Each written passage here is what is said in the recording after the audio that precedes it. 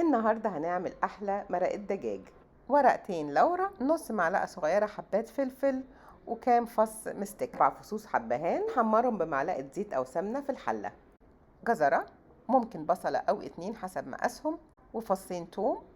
نضيفهم هما كمان على التوابل ونديهم تحميرة. هزقهم على جنب بقى وأوسع للفرخة. هحط الفرخة وهي كمان هتاخد تحميرة من كل الجهات لغاية لما تاخد لون خفيف كده.